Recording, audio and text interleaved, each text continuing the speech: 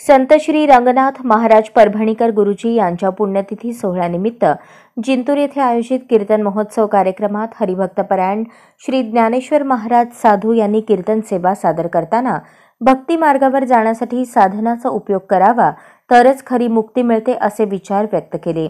साधू महाराजांनी 1990 व 1992च्या कार सेवेत सहभाग घेतल्यावर त्यांना 1 महिन्याचा कारावास भोगावा लागला होता। त्या काळातील आठवणी सांगत त्यांनी येत्या 22 जानेवारी रोजी श्रीराम जन्मभूमीवर भव्य दिव्य मंदिरात रामलल्ला विराजमान होणार आहेत, त्या निमित्ताने सर्वत्र दिवाळी साजरी करावी असे आवाहन केले। 1 महिनाभर जेलमध्ये होतो, कारण त्या काळामध्ये मी विश्व हिंदू परिषदेचं काम करत होतो आणि त्या विश्व हिंदू परिषदेच्या कार्यक्रमामध्ये मला 1 वर्षाचा कारावास व्हायचा, कारावास अशा प्रकारचा झालेला होता। मी अमरावती सेंट्रल जिल्हा 1 महिनाभर होतो।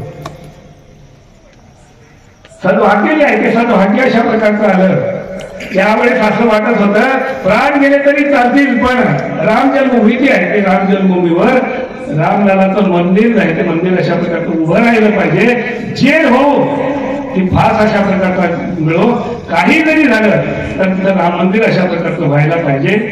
योगायोग तुमचं आमचं सद्भाग्य जे आहे ते सद्भाग्य असं आहे, आम्ही तुमच्या आमच्या डोळ्याने तो सगळा कार्यक्रम जो आहे तो कार्यक्रम अशा प्रकारचा पाहणार आहोत।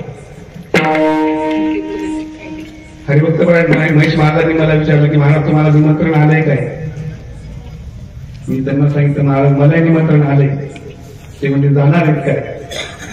मी म्हटलं त्यावेळेस ज्यावेळेस कार सेवा झाली त्यावेळेस गेलो होतो, जेलमध्ये राहिलो, काय सगळं माहिती ते झालं, पण आता मात्र मी जाणार नाही। त्याचं कारण आहे सगळेजण जे आहेत ते सगळेजण तिथं जाण्याचं काही कारण नाही, लक्षात ठेवा।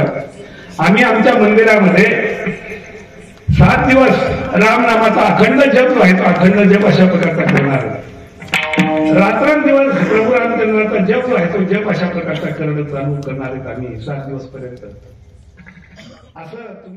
श्री नगरेश्वर मंदिरात आर्य वैश्य कोमटी समाज आयोजित ज्ञानेश्वरी पारायण कीर्तन महोत्सव हे सर्व कार्यक्रम आचार्य महेश महाराज जिंतूरकर, कोमटी समाज अध्यक्ष माजी नगराध्यक्ष सखाराम छिद्रवार यांच्या मार्गदर्शनाखाली उत्साहात संपन्न होत आहेत।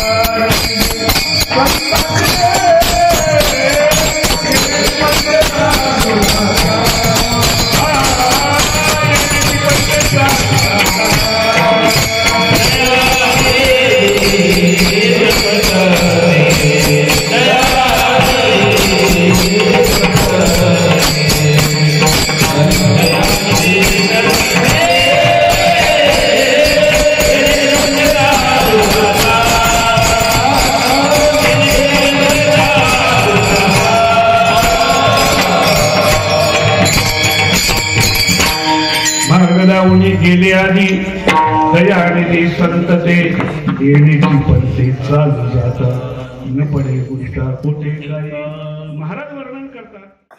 दररोज अखंड हरिनाम, ज्ञानेश्वरी पारायण, हरिपाठ आणि रात्री कीर्तन होत आहे।